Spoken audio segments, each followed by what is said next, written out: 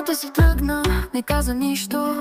Аз останах сам със сърце разбито. Всеки ден боли все повече и повече. А тя не пита, не чува, не разбира. Нощем не спя, мисля за нея. Сълзите ми капят, душата ми плаче. Омата не знае какво ми е вътре, а аз се боря да живея, но вече нямам сили. Не е прищявка, това е нужда. Да е до мен да видя как ми изпраща сладки съпткения и гивчета. Не е лъжа, не е измислица. Това е болка, която не спира, а само се увеличава.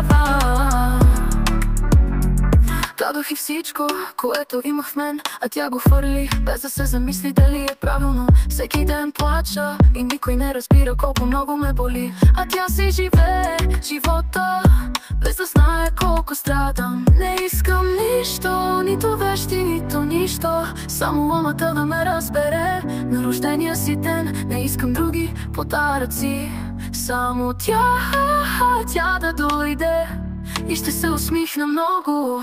Ако някога чуе тези думи, нека знае, че не лъжа. Не искам много, не искам нещо материално. Искам само омата и нищо друго.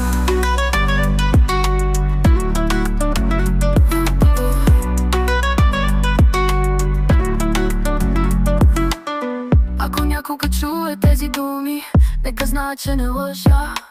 Не искам много, не искам нещо материално. Искам само омата и нищо друго.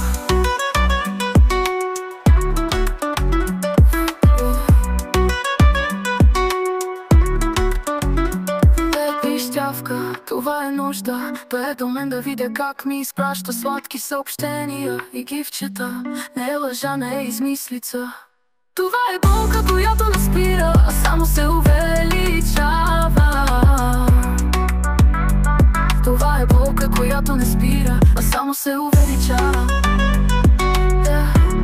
Увеличава. Това е болка, която не спира, а само се увеличава. Дадох и всичко, което имах в мен, а тя го хвърли, без да се замисли дали е правилно. Всеки ден плача и никой не разбира колко много ме боли. А тя си живее живота, без да знае колко страдам.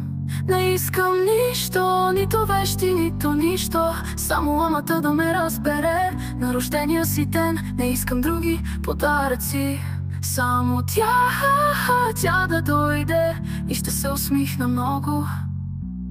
Финал, ако някога чуе тези думи, нека знае, че не лъжа. Не искам много, не искам нещо материално. Искам само омата и нищо друго.